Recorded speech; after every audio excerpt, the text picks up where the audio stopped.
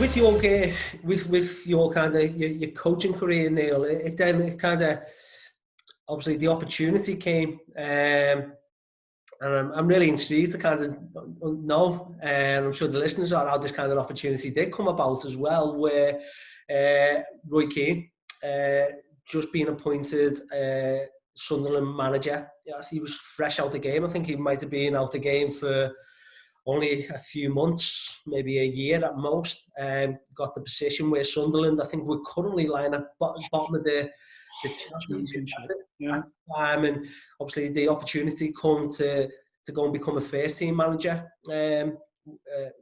at Sunderland to assist Roy Keane. How did that all come about?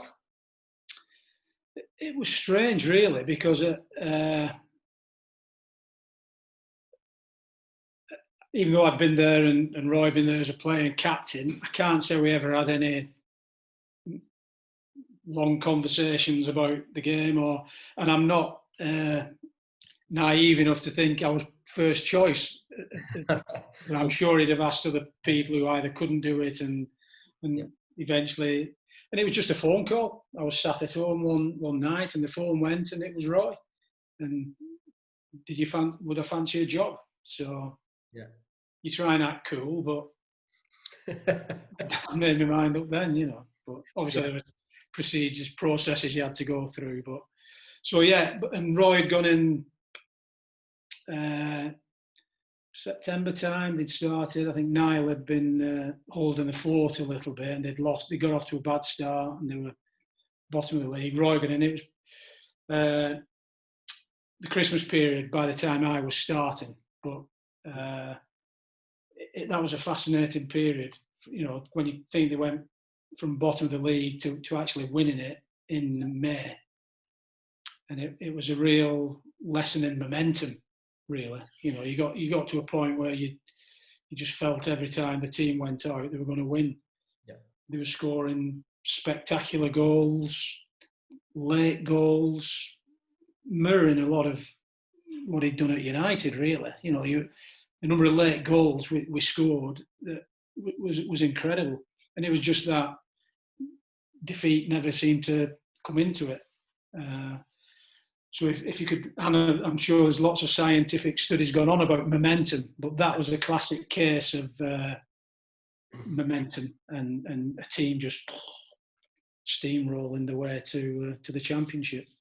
And how was that for you then, Neil? Had you had any, obviously being around any kind of first team coach, was that the first kind of, you know, first team coaching gig that you had? And I'd had a little bit before I went to United. I was at Blackpool, but I was youth team coach at Blackpool. But that level, at that stage, youth team coach was a title. Yeah. You were also head of recruiting, head of the Centre of Excellence, reserve team manager, assistant to the first team manager. Billy Eyre was manager at the time. You know, a great fella. It was all hands on deck. So I'd had a little bit of experience. So by doing the reserves, a lot of the first team lads would come down and play and train.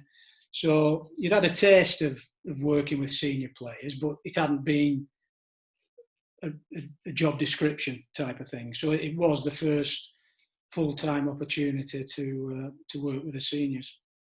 And then working with, obviously, someone like Roy Keane, who, let's not beat around the bush, an absolute monster of a player, a legend of the game, someone that has got... He still was at the time.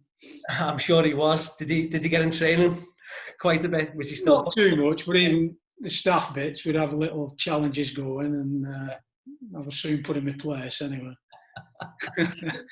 But he's definitely one. Even to you see him now, I think it's great. He's back, you know, constantly on the punditry on Sky Sports about his standards. You know, someone that has such high standards. I think even some of the pundits kind of struggle with the standards that he kind of sets and the standards that he talks about, especially from the modern day player. where I think some pundits tried to kind of say to Roy, well, the game's not what it was when you was playing, Roy. There's other factors, and for whatever he will not kind of tolerate it as an excuse. So then someone like him and the standards, Manchester United, everything that he achieved, to freshly kind of coming out of the game as a player into his first ever managerial job. How was that then kind of for yourself? How was it from like in the background, like him building the coaching team and for you to kind of, you know, work closely with him?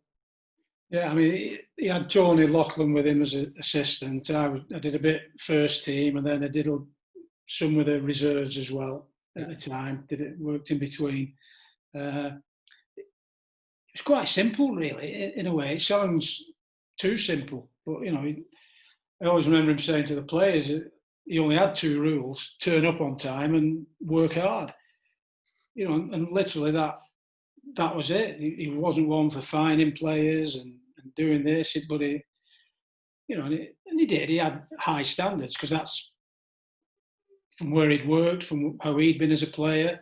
Players he'd played with had all had that sort of attitude. You know, some of the training sessions at United were better than some of the games they played, because they challenged each other day in, day out. You know, and I think he just transferred that into his managing career. And I'm sure over time he will have evolved to some degree, because, you know, it's right, not everybody can be at that standard, but I think everybody can strive to be at that standard, and that's what that was his biggest thing. You know, if you were trying to do the best you can, you would tolerate that. You'd accept mistakes. Yeah. It's if you weren't trying to be the best you could be, that you would challenge players.